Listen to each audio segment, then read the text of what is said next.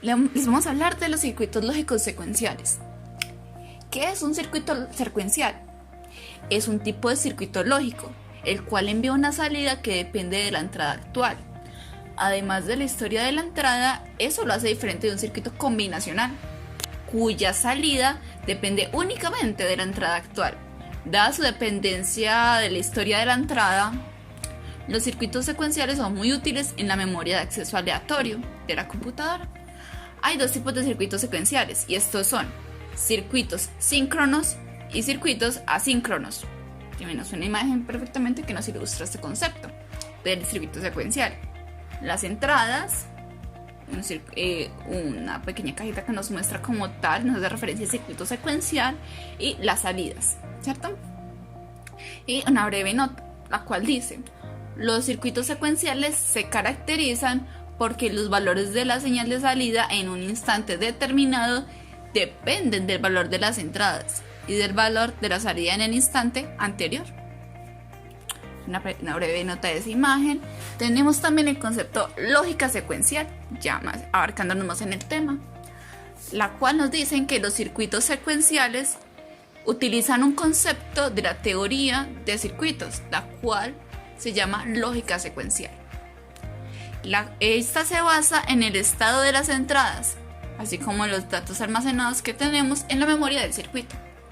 Tenemos un concepto, el cual se conoce como flip-flops. Es muy importante, estos son conmutadores internos en un circuito secuencial, que son ya sea abiertos, permitiendo el flujo de información, o cerrados, la cual inhibe como tal un flujo de información. Tenemos también una gráfica que nos ilustra este tema. Recordemos por favor que cuando hay una rayita arriba encima de las letras, esto significa que está negada. Un ejemplo de flip-flops es el flip-flop JK, que es el más usado debido a su alta capacidad para contar y dividir. Este va a entregar un pulso completo de salida por cada 2 pulsos de entrada. Tiene el carácter de seguimiento de entrada del flip-flop desincronizado, pero a su vez tiene 2 entradas, denominadas tradicionalmente como J y K. Si la J y la K son diferentes, la salida Q, por ejemplo, va a tomar el valor de la J durante la subida del siguiente pulso de sincronismo. Se puede considerar como un circuito biestable con una sola entrada y 2 salidas completamente entre sí. Ahora explicaremos el uso de los circuitos secuenciales. Estos son muy útiles en aplicaciones debido a su alta capacidad para almacenar información, como por ejemplo lo es la memoria de un computador. Sabemos que estos circuitos secuenciales también usan un reloj interno, por lo que son bastante útiles en relojes, temporizadores o cualquier objeto que se base en una sincronización exacta. Un ejemplo del uso de estos son las máquinas expendedoras que podemos encontrar en cada bloque de la universidad, o al menos en algunos bloques. Por ejemplo, cuando una persona ingresa una moneda o dinero, la máquina verificará por medio de la presión de un botón qué bebida o qué alimento pidió la persona, y si el dinero que ha ingresado o que ha depositado alcanza para comprarlo. De ser este suficiente, la máquina expulsará lo pedido por la persona y le entregará una devuelta del dinero en caso de haberla.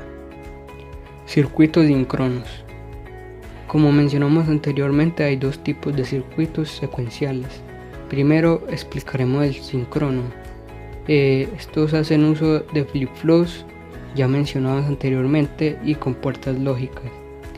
Estas compuertas lógicas, de forma muy similar a los flip-flops, permiten o restringen el flujo de información en función de determinadas situaciones, tales como si 2 variables son iguales una a otra. También hay un tipo específico de circuito síncrono, llamado circuito cronometrado secuencial, que utiliza impulsos de reloj. Estos se utilizan para sincronizar los diferentes elementos del circuito, tales como los ya mencionados flip-flops. Circuitos asíncronos. Ahora explicaremos el otro tipo de circuito secuencial, que es el asíncrono.